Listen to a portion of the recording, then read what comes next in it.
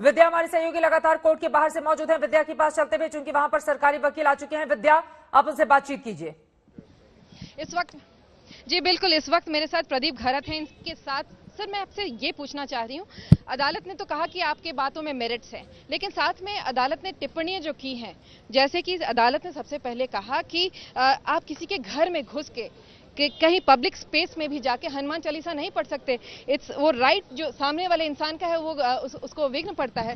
उसके बारे में क्या क्या कहा था अदालत ने? यही है कि ये जो है जो सामान्य जनता की भावना है, जो कानून है और जो न्यायालय कहता है, इसका सबने आदर करना चाहिए। हमें भी मेरा कहना ऐसा है कि ये न्यायालय ने बताने की जरूरत नहीं थी और न्यायालय को ये बताना पड़ रहा है। और न्यायालय ने जो कहा है कि great when you have great powers you have great responsibilities also, ऐसा न्यायालय को कहना पड़ा है। यानी हम जो सामान्य आदमी समझ सकते हैं, वो लगता है जो रिस्पॉन्सिबल पोस्ट पे जो लोग हैं वो समझ नहीं रहे। इसके लिए न्यायालय को आज ये कहना पड़ा और हमको ऐसा बोलने में, आपको एडवाइस देने में कुछ फायदा ही नहीं है।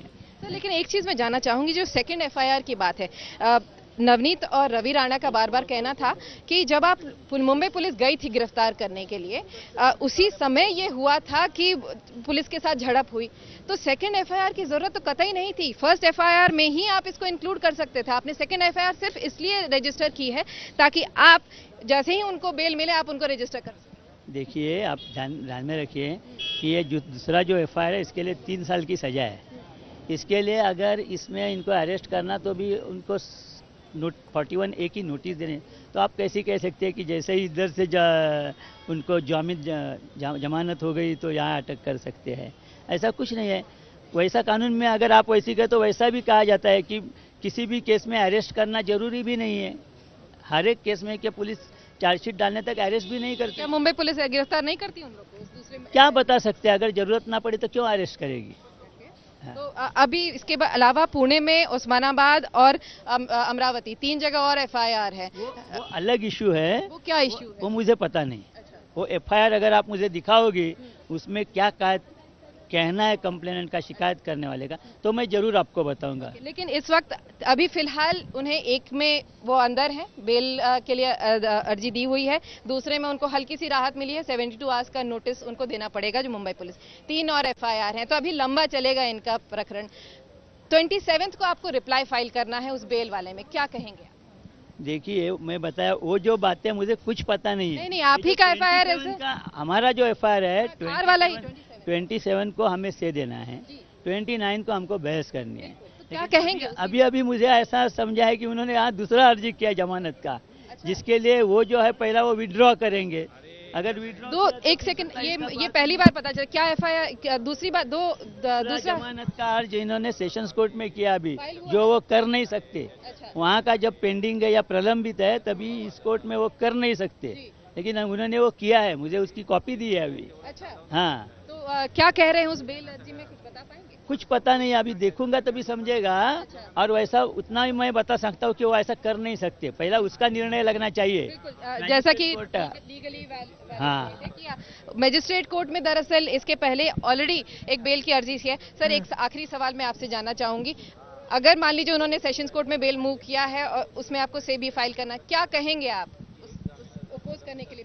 वो मुझे देखना चाहिए उनके बेल में उनका कहना क्या है। अभी जो बेल फाइल किया सवाल आएगा वैसा जवाब दिया जाएगा। सर जो अभी जो फाइल किया उसका तो बता दीजिए। कौन सा अभी फाइल किया उसकी बात करें? वो भी मैंने अभी तक देखा नहीं है। वो मुझे बांद्रा में तो फाइल किया सर आपके? बांद्रा में जो किया है मुझे कॉपी दी है, लेकिन उसका से अभी जब पुलिस तैयार करेगी मेरे पास भेजेगी तभी मैं उसमें देखूंगा क्या है वो। तो ये थे प्रदीप घरत जो बता रहे थे कि इस पूरे मामले में दिन ब दिन पेचीदगी बढ़ती जा रही है। अभी राणा और नवनीत राणा और रवि राणा है, उन्होंने एक अर्जी, बेल की जो अर्जी है पहले वाले एफआईआर में जिसकी सुनवाई मजिस्ट्रेट कोर्ट में बाकी थी, उसको वहीं पेंडिंग रख के इन्होंने दूसरी बेल अर्जी दर्ज कर दी है। आपके पास लौट कर आती हूं, साहिल जोशी भी हमारे साथ लगातार बने हुए हैं, लेकिन आज कोर्ट के भीतर क्या कुछ हुआ, दोनों ही तरफ से पक्ष विपक्ष के किस तरह के दावे रहे। रिजवान मर्चेंट जो कि राणा दंपति के वकील, प्रदीप घराट जो कि सरकारी वकील, आप देखिए राणा दंपति को राहत नहीं मिली है, सार्वजनिक जगहों पर हनुमान चालीसा पढ़ने को लेकर फटकार लगाई गई है बॉम्बे हाई कोर्ट की ओर से। और ये अपने आप में काफी महत्वपूर्ण, क्योंकि इसको लेकर पॉलिटिक्स लगातार बीते 3-4 दिनों से जारी है। हालांकि बीते हफ्ते भी हम सब ने देखा था एक जगह हनुमान चालीसा पढ़ने के बाद जो ऐलान किया गया था नवनीत राणा को लेकर, नवनीत राणा ने, उसके बाद वहां पर राजनीति गर्मा गई थी। लेकिन ये जो तल्ख टिप्पणी है सार्वजनिक जगहों पर हनुमान चालीसा पढ़ने को लेकर फटकार लगा है नवनीत राणा को। पर्सनल स्पेस में किसी के नहीं पढ़ सकती हैं आप हनुमान चालीसा। उन्होंने कहा है आप अपने घर में पढ़ें, मंदिर में पढ़ें, लेकिन किसी के भी दूसरे के पर्सनल स्पेस में आप जाकर नहीं पढ़ सकते। हाईकोर्ट की ओर से ये तल्ख टिप्पणी की गई है और यकीनन इसके जरिए बड़ा झटका, हालांकि उम्मीद अपनी बेल की जरूर नवनीत राणा की ओर से और उनके पति रवि राणा जो कि विधायक हैं उन दोनों की ओर से की जा रही थी, लेकिन कोर्ट की इस टिप्पणी के जरिए ही समझिए कि मामला किस तरह से गंभीर। आगे बढ़ते हुए जल्दी से अपने दर्शकों को बता देते हैं, सांसद नवनीत राणा और रवि राणा पर धारा 153A यानी धर्म के आधार पर दो समूहों के बीच दुश्मनी को बढ़ावा देने के मामले में गिरफ्तारी की गई थी। बाद में पुलिस ने राणा दंपति पर धारा 353 के तहत एक और केस दर्ज किया। फिर रविवार को बांद्रा कोर्ट में अभियोजन पक्ष ने पुलिस रिमांड की मांग की थी, हालांकि बाद में उसको खारिज कर दिया गया था। इन दोनों पर, राणा दंपति पर राजद्रोह की धारा भी लगाई गई है। और आज जो टिप्पणी की गई है हाईकोर्ट के जज की ओर से वो अपने आप में काफी ज्यादा महत्वपूर्ण। इसी वजह से प्रदीप घराट जो कि सरकारी वकील हैं वो मुस्कुराते हुए मीडिया कैमरों के सामने आकर अपनी बात कह रहे थे। सीधे साहिल जोशी का रुख करते हुए, साहिल, पूरे मामले में एक तरफ पॉलिटिक्स किस तरह से महाराष्ट्र की आगे बढ़ती हुई दिखाई दे रही है, वहीं दूसरी तरफ अब नवनीत राणा, उनके पति रवि राणा के पास किस तरह का ऑप्शन देख रहे हैं आप खुद को बचाने के लिए? देखिए, अभी तो बात साफ हो गई है कि नवनीत राणा और रवि राणा के पीछे भारतीय जनता पार्टी पूरी ताकत के साथ खड़ी है। आज की जो प्रेस कॉन्फ्रेंस देवेंद्र फडणवीस की रही उसमें उन्होंने साफ शब्दों में कहा कि जिस तरीके से नवनीत राणा और रवि राणा की गिरफ्तारी हुई वो गलत हुई, सेडिशन का चार्ज जो उन पर लगाया गया वो गलत हुआ। इतना ही नहीं, उन्होंने यहां तक कहा कि अगर वो हनुमान चालीसा पढ़ने की कोशिश करे तो उसमें गलत क्या था, हनुमान चालीसा उन्हें पढ़ने देना चाहिए था। बीजेपी पूरी तरीके से नवनीत राणा के साथ खड़ी है, ये बात यहां पर साफ नजर आ रही है। तो ऐसे में सियासी लड़ाई में विपक्षी पार्टी उनके साथ में, लेकिन ये जो हाईकोर्ट का झटका लगा है उसके बाद सरकार के लिए एक फेस सेविंग मिल गया है, इतना हम कह सकते हैं। देखिए, सेडिशन का चार्ज अदालत में साबित होना यह बड़ा मुश्किल है। इससे पहले सरकार ने जब इस तरीके के चार्जेस लगाए, फिर वो असीम गुप्ता जो एक कार्टूनिस्ट थे उनके खिलाफ लगाए, वो टिक नहीं पाया। उसके बाद इसी तरीके के चार्ज एल्गार परिषद के मामले में जो चार्ज लगाए थे वही सिर्फ जिस पर सुनवाई चल रही है और चार्जशीट फाइल की गई है। लेकिन इस तरीके के चार्जेस आमतौर पर अदालत में साबित होना, प्रूव होना बड़ा मुश्किल हो जाता है।